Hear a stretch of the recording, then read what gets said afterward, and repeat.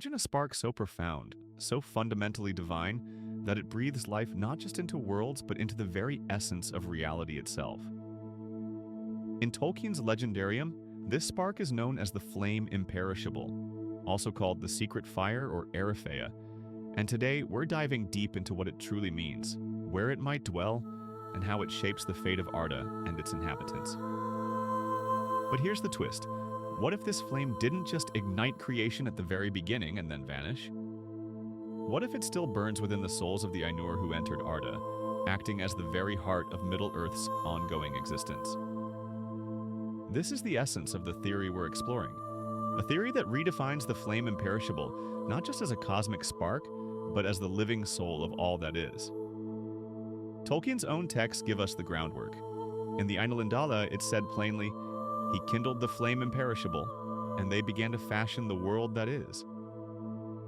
This moment marks the transition of the Ainur's magnificent music from mere sound, pure thought, into something real and visible, the universe known as Ea. But what is this flame? The text doesn't just say it's a poetic metaphor, it names it a flame, something imperishable, kindled only by Eru Ilúvatar. Melkor's obsessive search for it, a desire grew hot within him to bring into being things of his own, suggests it's a power beyond reach, something uniquely possessed by the creator, not just the created. So here's one question worth pondering. If the flame is singular and founded creation itself, where does it reside now? Does it retreat beyond Arda, or does it somehow remain active in the world?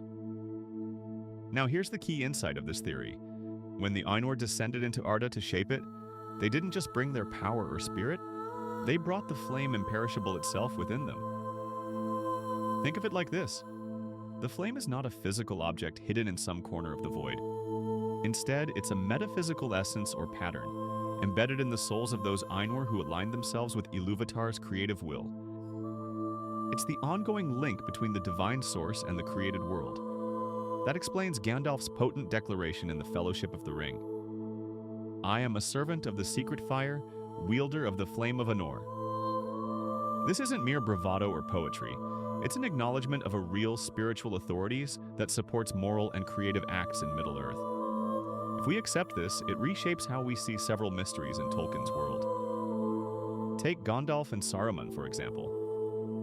Gandalf returns from death, reborn because Ilúvatar rekindles the flame within him, reaffirming his role as a servant of the divine creative will. Saruman, on the other hand, sought dominion and self-aggrandizement, essentially trying to mimic Melkor's rebellion. This corrupted or extinguished his connection to the flame. He became a hollow shadow, wielding power without grace or true creativity, ultimately doomed to fall. Similarly, Melkor's eternal failure to find the flame underscores that it isn't something that can be taken. It's inseparable from the creator, and only flows to those who submit to that ultimate purpose. Sauron's condition also fits this model.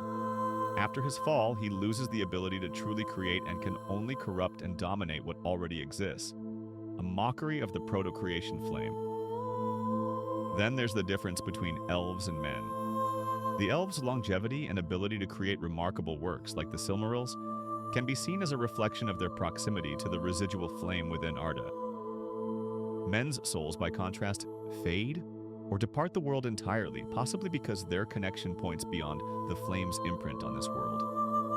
In other words, the flame imperishable is more than a metaphor. It's the ontological anchor of Arda, the very essence that sustains reality.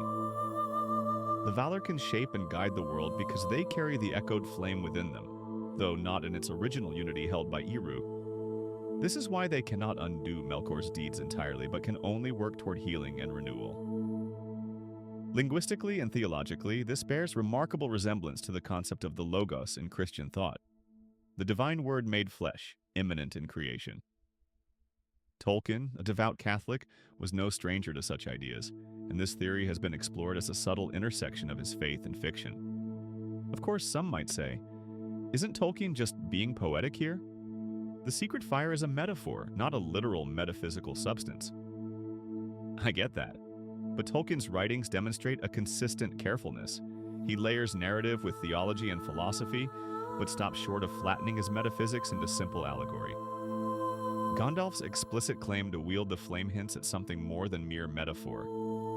Others might argue that the flame can't dwell in created beings because it must remain with Eru. But think about how that flame could be distributed perfectly in derivative form, like the Holy Spirit's extension in the Trinity. The flame remains Eru's, yet it can be given or echoed in the Ainur aligned with his will. Finally, it's true there's no direct canon statement saying the flame lives inside the Ainur. This must remain a reasoned theory, supported by textual cues and Tolkien's broader mythic philosophy. So why does this idea of the flame imperishable living within the Ainur and others matter? Because it deepens our understanding of Middle-earth as a living, dynamic cosmos. Not just history or myth, but a cosmos infused with ongoing divine creativity. It explains why true creativity, creating something new ex nihilo, is only possible for Eru, and why all others can only be sub-creators reflecting that original act. It changes the way we see Gandalf's wisdom and Saruman's downfall, the elves' art and immortality, and even the moral struggles that define Tolkien's epic tale. The flame imperishable isn't just the spark that started the music, it's the music made flesh, still playing out in every act of creation and renewal in Arda. Does this theory about the flame imperishable as the ontological soul of Arda hold weight? How might it change your reading of the Silmarillion or the Lord of the Rings? I bet you have plenty of ideas, and I'm eager to hear them. Drop your thoughts below, and let's keep this deep dive going. Here's a question to chew on. If the flame imperishable dwells within the Ainur and the children of Iluvatar, does that mean free will and creativity in Middle-earth are fundamentally divine acts? Or do you think there might be room for truly independent creation beyond the flame's influence? Why or why not? If you're intrigued and want to dig deeper, check out the Silmarillion and the Fellowship of the Ring for primary references.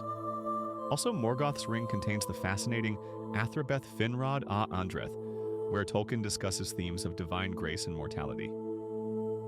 For in-depth metaphysical takes, Jonathan McIntosh's blog post on the flame imperishable as Logos is an excellent resource, the very theory-inspired part of this analysis. Thanks for watching, and until next time, may the flame imperishable kindle your imagination.